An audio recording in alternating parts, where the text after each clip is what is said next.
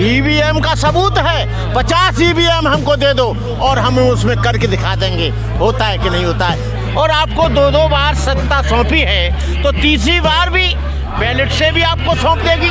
आपको प्रॉब्लम क्या है? इतना बड़ा उद्धार हुआ, जो देश का राष्ट्रपति है मुर्मू का उद्धार हो गया, उसको मंदिर में नहीं घुसने दिया, और जो नया संसद का उद्घाटन हुआ उसमें मुर्मू को नहीं आने दिया। लंदन सबसे आगे, ये उनसे भीख मांगते। जापान सबसे छोटा देश है, अरे जापान ने अरबों रुपया इनको दिया। अरे ये हॉस्पिटल बनाते तो हम जाते, यदि ये कॉलेज बनाते तो हम जाते। वहाँ राम मंदिर से क्या बनेगा? वहाँ उनकी आस्था है वो जाएं, हमारी कोई आस्था नहीं है। इसको हिंदू राष्ट्र बनाने के लिए ये लोग यहाँ इस देश को तोड़ना चाहते हैं। जो हिंदू राष्ट्र की मांग करते हैं उन लोगों को जेलों में डाल देना चाहिए। जिन लोगों ने ईवीएम का उत्पादन किया, जिन लोगों ने ईवीएम बनाया, जिन लोगों ने ईवीएम का निर्माण किया, उन लोगों ने, उन देशों ने ईवीएम को बिल्कुल चुनाव प्रक्रिया से अलग कर दिया है। लेकिन भारत की जब जनता ये चाहती है, सारी पार्टियां चाहती हैं, सारे देश के नागरिक चाहते हैं, सारे देश के वोटर चाहते हैं, तो ये ईवीएम को बंद करके बैलेट से इलेक्शन कराना चाहिए। लेकिन ये कोई ईवीएम में गड़बड़ ऐसे नहीं हो रही है।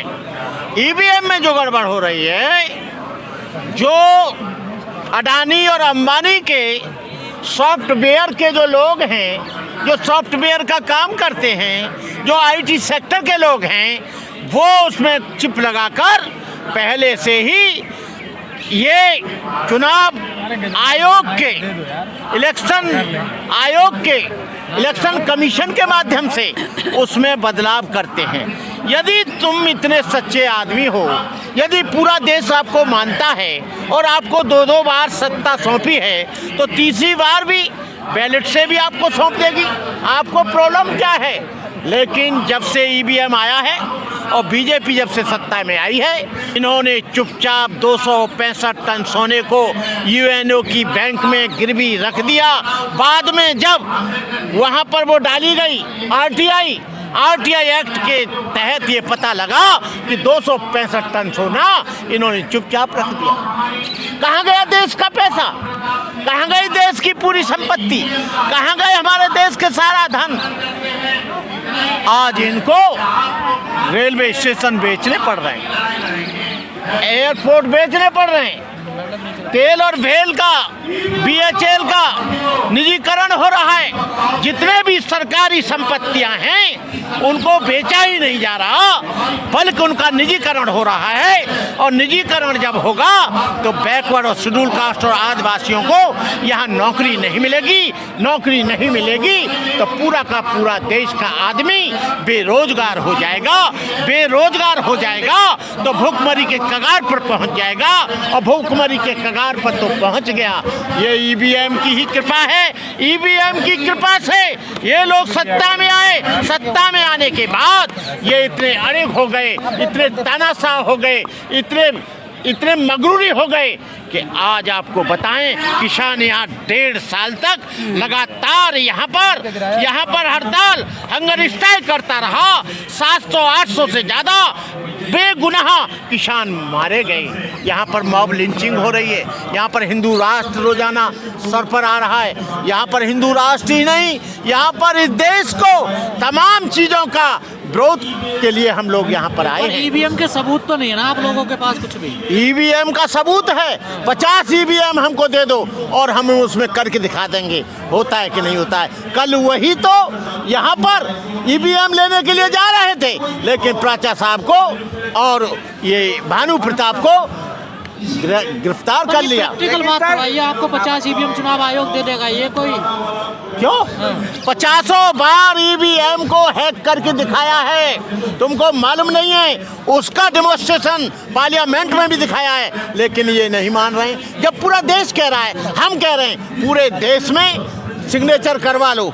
यदि लोग मना करें तो ईवीएम को आप चलाओ, और उसको नहीं मना करते हैं तो ईवीएम को मत चलाओ। हम चुनाव आयोग ने कहा है कि ईवीएम जो है इनमें कोई हैक नहीं लगता है माननीय त्रुटि हो सकती है, ये फालतू की बात है। देखिए, चुनाव आयोग उनका है, न्यायपालिका उनकी है, कार्यपालिका उनकी है, विधायिका उनकी है, पत्रकारिता उनकी है, प्रेस उनका है, मीडिया उनका है।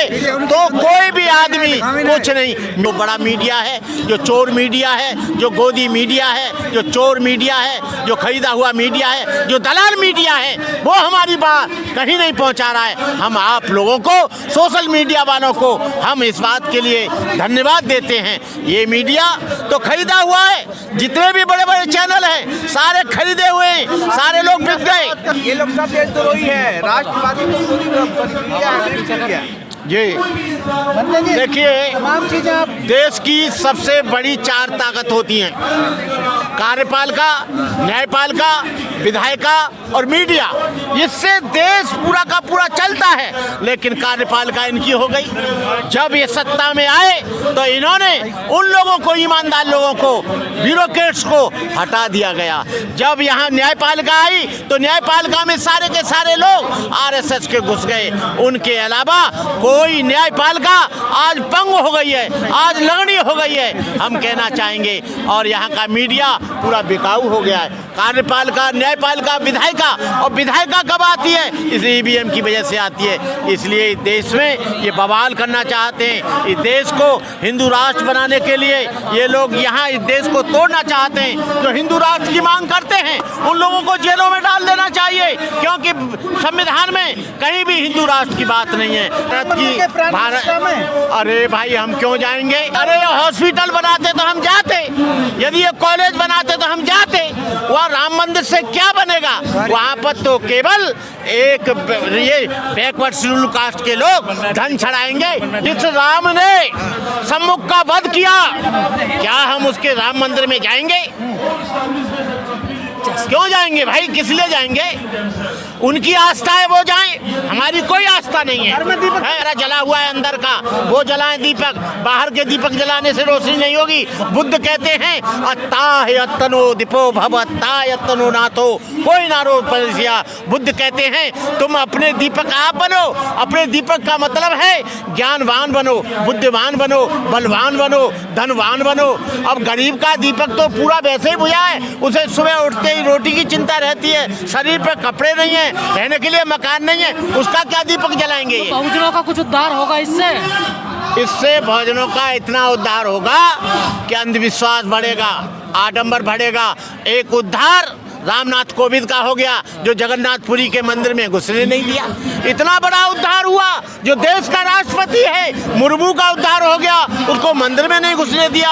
और जो नया संसद का उद्घाटन हुआ उसमें मुर्मू को नहीं आने दिया। यहाँ पर उद्धार ऐसा होता है कि दलितों की पिटाई होती है, काबल लाते तो जूते पड़ते हैं। यहाँ पर मंदिर में जाता है लात पड़ती है, दूल्हा जाता है मंदिर में तो जूते पड़ते हैं, और उसका मंदिर बंद कर दिया जाता है। शूद्र की वजह से अछूत हो जाएगा। जो हमारी वजह से, हमारे समाज की वजह से जो मंदिर अछूत हो जाए, जिस मंदिर में शक्ति नहीं कि उसे पवित्र कर दे, अपवित्र हो जाए, ऐसे मंदिर में हम क्यों जाएंगे? तमाम चीजें आप बता रहे थे कि मोदी जी ने फेंक दिया, पर मोदी जी जो कर रहे हैं उसको क्यों नहीं आप गिना रहे?